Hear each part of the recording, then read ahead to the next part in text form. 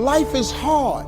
See, for every time you have a plan, a dream, an aspiration, or a goal, do you know what happens every time you have one of those? This thing comes along called life. It happens to everybody. Life has disappointment. It's got peaks and valleys. You're gonna lose somebody you care about one day. That's a valley. Somebody gonna close the plant you thought was gonna stay open so you could retire. That's a valley. Somebody gonna fire you for an unjust cause. That's a valley. The people that got your credit card gonna sell their company, gonna sell their business to another credit card company. Your 18% go up to 26%. You don't even know why now. Your minimum didn't change because it's life. We all face opposition and things that come against us. It's easy to get discouraged and give up on what we're believing for. Sometimes we feel alone, like nobody knows what we're going through. Nobody is supporting us. We get weary and faint in our mind. And that's the problem with some of you. You always want to blame other people. You want to hold other people to the fire, but you're not holding yourself to the fire. You just said you're giving 50%. You owe you an explanation. You owe you an explanation. You need to look at yourself in the mirror and say, why are you only giving 50%? What's wrong with you? See, a lot of people allow fear to stop them from living their dream. Answer your calling. Whatever you're called to do, don't count yourself out. Don't say, I can't do that. Many of us go through life saying no, and you don't even know what you're saying no to. You don't know what you cannot do. And if you create a culture of losing, if you keep being a victim, if you keep letting losing happen to you, if you keep letting people do you and treat you any kind of way, it's going to become a culture. See, this is the only life you've got. So you don't want to squander it doing something you don't want to do, feeling you can't do any better. You can do better. You should do better. You deserve to do better. You are entitled to that. That is your right to do better. True change comes from you. The only change that's going to happen, it comes from all of us. It comes from you. If you keep learning all the time, you have a huge advantage. And we both just like it. And we have a wonderful group of friends. Really wonderful. From whom we can learn a lot. We should look at the greatest achievers who've ever walked among us, know that they all came from the same intelligence, and recognize and help people to find that within themselves. Self-actualizing people. The number one quality and characteristic of these people who live at the apex, self-actualization, who are way beyond just taking care of their biological needs, who are way beyond their social needs, who are way beyond needing to be loved and so on. These are people who came here with a purpose. These are people who have a dharma. These are people who won't let anyone else determine what it is they're going to be. The number one quality of these people is that they are independent of the good opinion of other people. They listen to an inner voice. The question is, how willing are you to pay attention? How willing are you to listen to that inner voice that no one else can hear? That little scurvy elephant in there that says, you're not the boss of me. You can't tell me what I'm here for. It takes a kind of fearlessness, because fear is such an omnipresent force in our lives. I do what I do because of the passion I feel. I am not here because of what you paid me to be here for. I am not here because of any need that I have to sell another book. I am not here for anything external to myself. I am here because I have a passion within me. You develop your gifts. Your gifts will take you places that you'll never begin to imagine. Decide that you're going to work with it until it gives you the blessing that you want, and don't let up on it. Just keep right on working it and working it and working it, and knowing that whatever you do, you can better your best, that you can get better at it, that whatever you are achieving right now, it's only a tip of the iceberg of what's possible for you. Your brain is your lid. If you take the lid off, the potential in every one of us is expansive. It's unbelievable. Imagination is everything. It's the preview to life's coming attractions. You know what that means? Everything was once a thought. That's what that means. Let your imagination go. Open up your mind, trip a little bit, be something extra. But folks, if imagination is everything, why not use yours? The possibilities in your life are endless, man. Albert Einstein said once, he said, imagination is everything. It's the preview to life's coming attractions. Now, I want you to get this now. Imagination is everything. It's the preview to life's coming attractions. Because if you think about it, everything you have, everything we have in this world, somebody imagined it. It's your imagination is tremendous. Somebody was sitting on the phone one day talking with a cord to the wall and said, man, I wish I could just go outside with this phone. Everybody in here got a cell phone. Somebody imagined that. Somebody got tired of riding in a wagon cross country from slavery to freedom. Somebody said, I wish we had something that made these wheels move by themselves. We drive cars. People got tired of driving from New York to LA. Somebody said, I wish we could fly. We got airplanes. Imagination is everything. It's the preview to life's coming attractions. Your real life, the one God really got for you, is in your imagination. It is not in your current situation or your current paycheck. And if you've been living like that, you have then restricted yourself to a commonality that is really not yours. Because what really God got for you is really in your imagination. Faith is the substance of things hoped for and the evidence of things not seen. So when I told you a minute ago, you got to have a tremendous work ethic, but you got to have a lot of faith. I talk to so many people who get older, like some of us are, and they've lost the faith. Well, faith is really simple. Faith is the substance of things hoped for. All that means is in the beginning, you just hope something pop off. You know, you just kind of hope something happened for you. I was hoping I would get on TV. I wrote it on a piece of paper when I was 10, I want to be on TV. The problem I had when I wrote it at 10 was I suffered from a severe stuttering problem. I could not talk outside of my house. So can you imagine when I wrote on a piece of paper, I want to be on TV and turned that in? The first thing the little boy next to me asked me, he 10, well, how long is your TV show gonna be? Cause you're gonna be on TV all day. But when I wrote it on the paper, it wasn't factual. I was just hoping. You just gotta start with the hope. Faith is the substance of things that you hope for. You just hope something jump. Then what happened is through grace and favor, he give you a couple of them things you hope for, and then you're supposed to start believing then. Because now it turns into faith. But if you take this scripture, faith is the substance of things hoped for and the evidence of things not seen. What is the evidence of things not seen? I just told it to you. Albert Einstein said, imagination is everything. It's the preview to life's coming attraction. But guess what? Your imagination really is. It's the evidence of things not seen. Because your imagination, you know why it's the evidence of things not seen? Because you're the only one can see it. Your imagination is actually God showing you a preview of a coming attraction that he has for you. The moment you don't believe in your imagination, you negate what he got for you. Your imagination is the preview to life's coming attraction. It is the evidence of things not seen, because can't nobody see it with you. Your problem is you keep telling your imagination to the wrong people.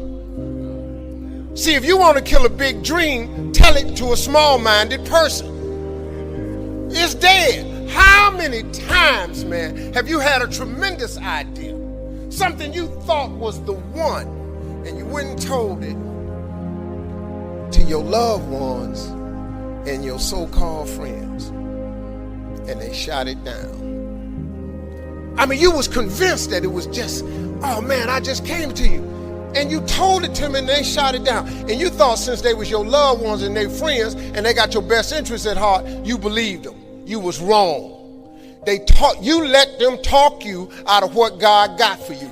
Some of y'all still sitting here with the ambition of opening a business one day, but you scared to go start the business because you got a job and you got bills. Rich people got bills. Everybody got bills. Hell, I got bills. Everybody owes somebody something. I got something with the bank right now. You're going to let the fact that you got some bills stop you from opening the business, the thing that God done put in your imagination. So you're going to squash that because you got bills. Everybody got bills. Your real life is in your imagination. Christy talked about affirmations. Abundant thinkers understand the power of I am. Anything after the word I am is true to your unconscious mind, Michael. Anything after I am. Anything after I am. Even if you know it's not true, your conscious mind will believe it. Anything after I am. So the use of affirmations is very intentional and very consistent. I was diagnosed as clinically depressed. In 1998, I was diagnosed as clinically depressed. It didn't make sense. I had been in a relationship, I was engaged to get married, and my fiance, who I did not know at the time, was bipolar. And he'd stopped taking his medicines and under the belief system that love can cure anything. And so I ended up being picked up and thrown 3 feet across the room, and I ended up being choked until I passed.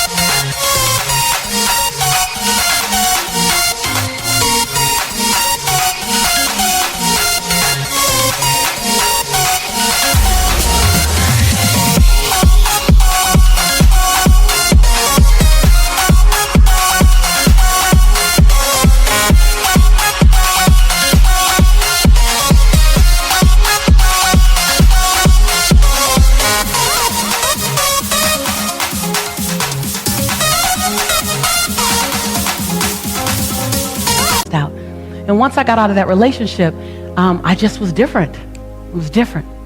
So my mom insisted that I go to the doctor. I went to the doctor and I sat on the table and she checked me and talked to me and came back in with a prescription. And she said, Lisa, you're clinically depressed. And I felt like I heard Charlie Brown's parents talking like, wah, wah, wah, wah, wah. Clinically depressed, at least that'll make sense in that same sentence. And she handed me a prescription, and I read the prescription. It had my name on it, and it said Prozac. And I thought, that don't make sense. Lisa Nichols, that don't make sense. And I said, do you mean I'm sad? She said, very, very sad. I said, can I try something? And I'm not recommending you guys, if you're on medication.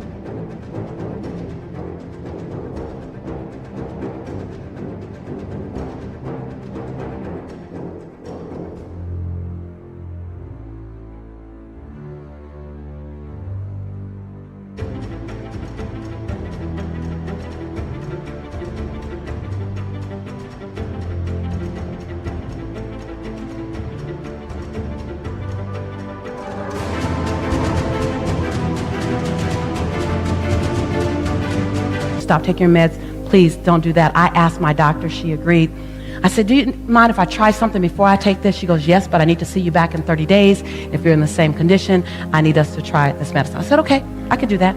So I went home, and every day I got in the mirror and I drilled I am every day, because I realized I had forgotten who I was.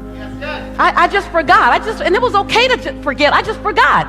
So every day for 25 minutes, I just went over the I ams.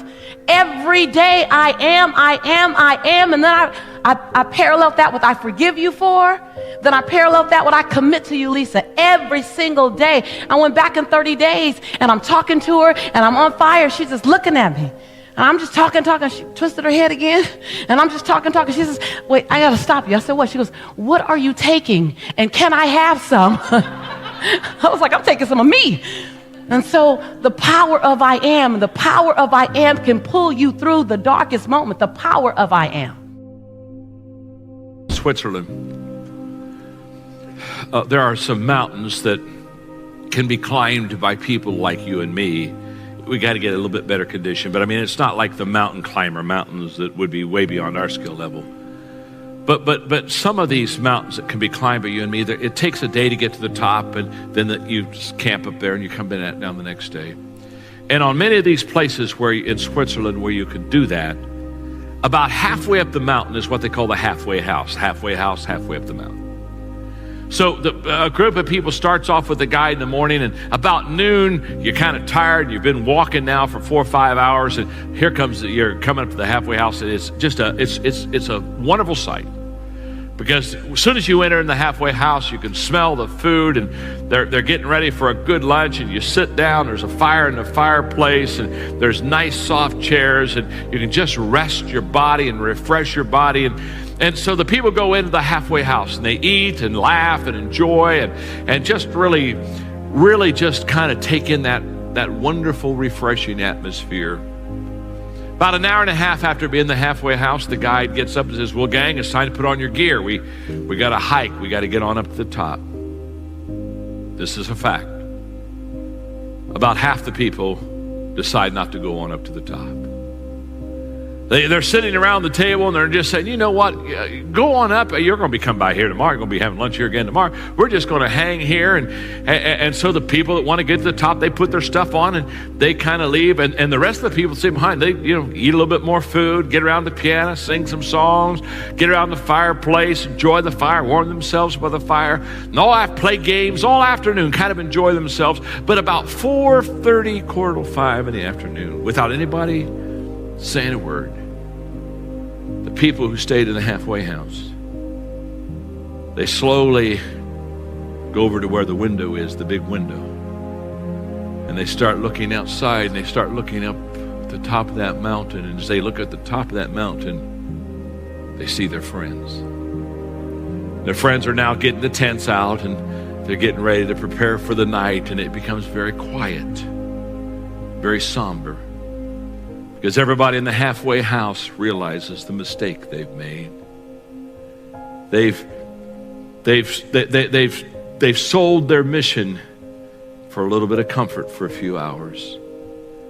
Next morning, down come their friends, and by noon, they come into the halfway house. And when they come in the halfway, they are laughing, they're high-fiving, they're talking about what they've seen, where they've been, experiences, the fact that it was almost impossible to get up there. In fact, they had to help each other get up there, and how they joined teams and held hands, and they're just telling all these stories and talk about the pictures they've taken, and they got the group picture up there with the flag at the top, and the people who remain behind, they don't say much.